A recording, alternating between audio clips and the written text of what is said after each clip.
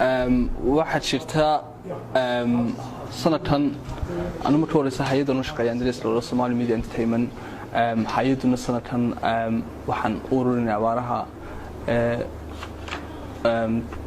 bariga galbeed iyo Somaliland oo dhan dhammaanteed dad abaarihii saameysay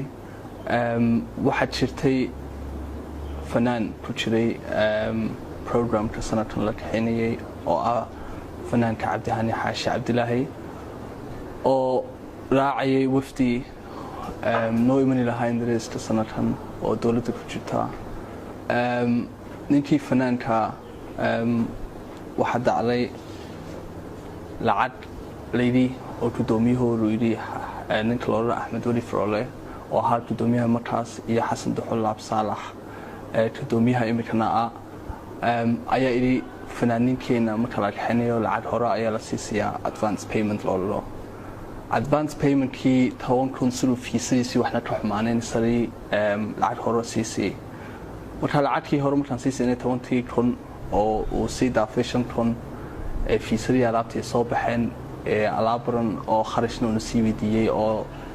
oo iri ECEB sidaan u haysto marka diimatid ay keentid oo ku jirtay saacad dahaba oo ku jirtay gadgets yaal telefono iPad yaal iyo markii fiisiri soo baxay ninkii isbedelay yiri ma doonayo intaan baxo intaan imaado Andreaska oo hawshan ma doonayo intaan fuliyo markii lacagtan sii siinay waxaan weydiinay shubqad noo soo cadaan lacag ku sino waan problem no wana raacaysaa marka waqad insurance ha soo si waxaan ka shaqeeyaa wasaaradda faafinta waxaan yahay fanaan qaran dad tahayna waxaan roonay noo soo cadee marka wuxuu noo soo keenay waqad oo recommendation letter la orado oo ka soo qoray wasiirka wasaaradda faafinta Usman Abdullahi Sahadid oo le fanaanku wuxuu yahay is a member of the national artist group called Xidhiidh Geeska which is employed by the Ministry of Information of Somaliland bishaaru qaata lacagtan waqadan waxaad waqadii hore lacag loo siiyay oo cadeynte oo qofkaas intii yahay employed waqada lacag ku siisay wasiirka faafinta qofkii markuu diiday intuu baxo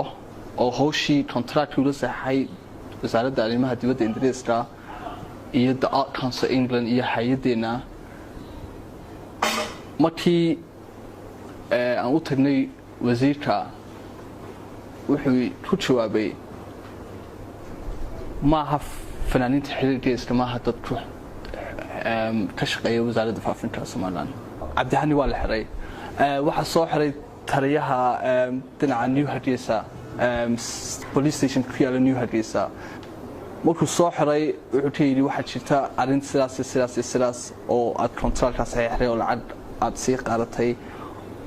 oo investment badan lagu sameeyay arintii waxa tiri ma doonay intaan fuliyo arintii sidaad u fulisid qasabay ku tahay oo contractka saxiixay hadii kale lacagtii soo celi investmentkii ku baxday la soo siiyay markii la xiray waxa soo dhaxgalay afyeenka madaxtooyada oo Hussein inana ka tirsan oo Xidhiidh Geeska oo mas'uul oo maamulka ku jira wuxuu u tiri taliyihii channel police-ka wuxuu tiri channel police-ka ana amarka ana damir qaadaya ana mas'uul qaadaya ana hawshan galaya ana labada dhinac isku keenaya labada dhinac markaan isku keeno ana ka dhexgalaya hawshan maadaama inaan yahay fanaankeedii hay'adna hawshan aan dusha ka ogaa markaas markii uu damir qaaday intuu labada dhinac isku keenay head oo balantu qaaday channel police-ka muflin isluna balantii uu qaaday istii labaad uu galay weentani 15 uu qaatay oo maxalonaya kharash ku baxay hay'adda tahay hantidii dawladda Ingiriiska funding siiso waxaan contract aan saxiixnaynta dawladda Ingiriiska sharciga waxaan ka soo ka codsan lahayn xukuumadda Soomaaliya sharci waa marinay hawshan oo $40,000 oo investment ay dhashay tanina falxumay ku soo noqon doonta dowladda Soomaaliland aday wax laga qaban laba nootayaan la saxnay oo cadayna oo ku qoran 15,000 oo lacag inta la siiyay kharashkii ku baxday hawsha iyo investment yaashii loo sameeyay Ingiriiska markuu mani lahaa marka waxaan ka codsan lahaa xukuumadda siraayo intay arintan ay dhexgalaan waxa jirta hawshan la ogaa maalintii la asaasiyay wasiirka wasaaradda faafinta cadaani aan u tagnay aan qoranay mudane wasiir hawshan ara waqad soo saxay qofkaas waxa tiri waa shaqaale wasaaradda qofka wax ka qabo hadii kale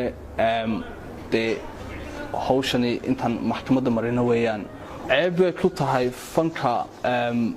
Cabdihani wuxuu noo sameeyay oo hay'ad ku sameeyay aan waxaan nahay dad doonayay wadanka oo Soomaaliland muwaadin Soomaaliland oo doonayay wadanka inta waxnu qabano abaaraha iyo waxnu ururino marka waxaan ka codsan lahayn xukuumadda intay hawshan ay dhexgalaan ee talaabo sharci ee mariyaan nootayada anoo ixtiraamana sharciga oo ixtiraam u hayna weyn iyo maxkamadda waxaan codsan lahayn mar kale intay hawshan ay dhexgalaan ee talaabo sharci ee mariyaan kasta oo lug ku leh hawshan oo is og cadaaladda ayaana kala saari doontaa maxkamaddana waan diin doonaa qof kasta ku jira arrintan ee falxumada ka dhacday oo dad mas'uuliina oo ku jira yihiin